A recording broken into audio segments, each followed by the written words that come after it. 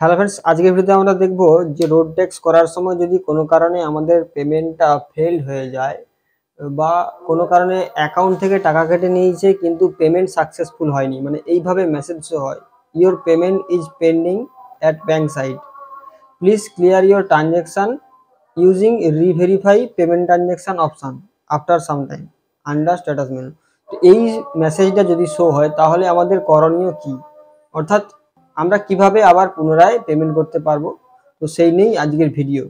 তো পেমেন্ট করার জন্য কি করতে হবে আমাদের, কিন্তু এটা পেমেন্টটাকে ফেল করার জন্য আমাদের এই ওয়েবসাইটে এসে যেতে হবে এবং এখানে এসে পে ইওর ট্যাক্স এই যে অপশানটা রয়েছে এখানে আমাদের ক্লিক করে দিতে হবে।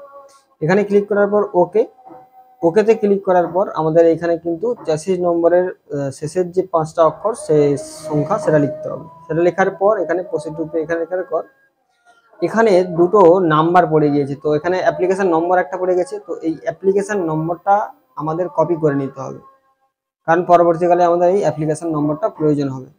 তাই এই অ্যাপ্লিকেশন নম্বরটাকে আমাদের কপি করে নিতে হবে। কপি করার পর এইখানে যে ক্লিক হেয়ার লেখা রয়েছে, মানে এই যে ক্লিয়ার পেন্ডিং ট্রানজ্যাকশন, তো এই নিচে যে ক্লিক হেয়ার লেখাটা রয়েছে, তো এই ক্লিক হেয়ারে আমাদের ক্লিক করতে হবে। ক্লিক হেয়ারে ক্লিক করার পর আমরা কিন্তু এখানে ট্রানজ্যাকশন নম্বরটা চাইছি, তো এখানে ট্রানজ্যাকশন নম্বরটা দেওয়ার পরে ক্যাপচাটা আমাদের এখানে লিখে দিতে হবে। ক্যাপচাটা লেখা হয়ে গেলে এখানে শো ডিটেলস অপশান যে লেখা রয়েছে, এই শো ডিটেলস অপশানে আমাদের ক্লিক করে দিতে হবে।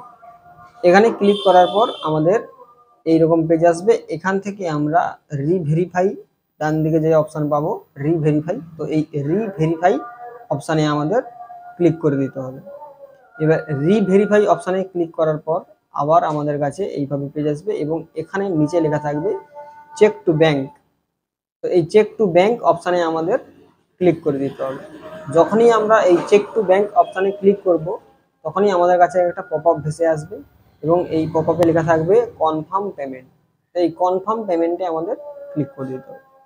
কনফার্ম পেমেন্টে ক্লিক করার পর আমাদের কাছে কিন্তু ট্রানজ্যাকশানটা ফেল হওয়ার জন্য প্রসেসিং হবে। যদি টাকা কেটেও নেয় অ্যাকাউন্ট থেকে, টেনশন করার কোনো প্রয়োজন নেই, এটা অটোমেটিক ফেল হয়ে যাবে। ফেল হয়ে যাওয়ার পর অ্যাকাউন্টে ব্যাক চলে আসবে টাকাটা, আর যদি সাকসেস হয়ে যায় তাহলে রিসিভ কপি পেয়ে যাবে। তো যাই হোক, এটা আমার সঙ্গে ঘটেছিল 28 তারিখে। ডিসপ্লেতে দেখতে পাচ্ছ যে 28 তারিখে আমার এই পেন্ডিংটা ফেল হয়েছিল, মানে এই পেন্ডিং অবস্থায় এসেছিল। এই পেমেন্টটা আমি আবার করেছি 3 আগস্ট, তো এই 3 আগস্ট আমি পেমেন্ট করেছি, মানে 5 দিন সময় লেগেছে এই ট্রানজ্যাকশানটা ফেল হতে। তো যদি কোনো কারণে এইরকম পেন্ডিং অবস্থায় পড়ে যায়, টেনশন করার কোনো দরকার নেই, 4-5 দিন সময় লাগবে, পেমেন্ট অবশ্যই হবে এবং ওটা কোনো কারণে ফেল হয়ে যাবে বা যদি সাকসেস হয় হয়ে যেতে পারে, না হলে 4-5 দিন মোটামুটি সময় লাগবে। তো আমার ক্ষেত্রে আমি আবার এটা আবার পেমেন্ট করে দিয়েছি 3 তারিখে পেমেন্ট করে দিয়েছি 8 তারিখ।